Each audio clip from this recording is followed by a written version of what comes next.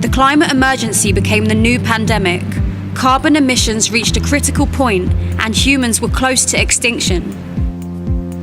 Human movement was thwarted, and new lockdown measures restricted us further, but most seemed to become complacent to it, embracing their imprisonment.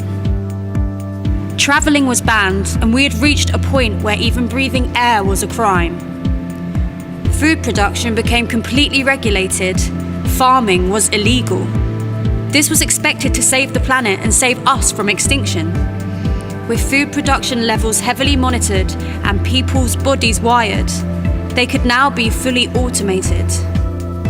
AI had become the perfect data dialysis machine tool, working inside the human body and feeding all the data back to the central AI system. They had found what they now needed to create the next world. We had pandemic after pandemic, ranging from various variants to cyber attacks, a climate crisis and a war between the East and West. The fear machine was everlasting. What started as the protection of our health soon evolved into hell on Earth. Humans' higher sensory perception had been prevented from developing naturally and was invaded by a parasitic force. The reality was that most people were simply still in a state of shock and paralysis that their governments could act in such a barbaric manner. The climate emergency became the modern-day illusion of a crusade, and they believed they were doing God's work in the eyes of their masters. All of society, including the leaders who led the kings and queens, would be slaughtered after the central AI was built. However, even they seemed ignorant and still masqueraded in society's pantomime. Every single person on every level was sleepwalking into the jaws of hell. They pushed every piece of fear they could, and we had to be strong to get through those days. Not least because of them, but because of the reaction of everyone else. People policed each other in every aspect of life, mainly due to their own personal breakdowns within and not being able to have any control of the situation. This was not the science. This was a technocratic takeover, only leading us to a dead dystopian society where we could barely exist.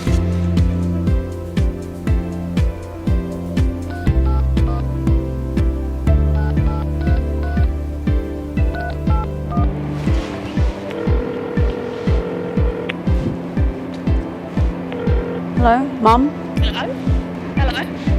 Hello? Hello, Mum? Oh, who's that? It's me. It's Jara. Hi, Jara. How you doing? You're lovely. It's you, Mum. Oh, it's you too, yeah?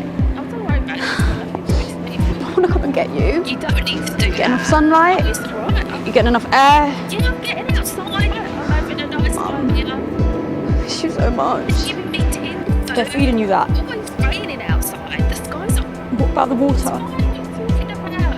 It's all right. Mum? It's raining. Is that you? Who am I speaking to? It's me. It's Jara. I don't know who it is. You must have the wrong number. Who's that? Mum? Mum!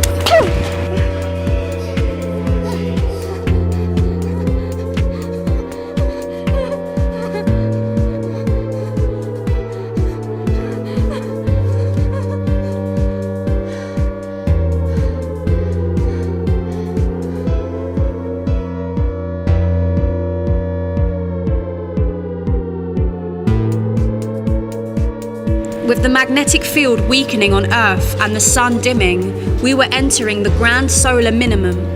The weak, depressed leaders of our world used it to manipulate and further the power of the central AI.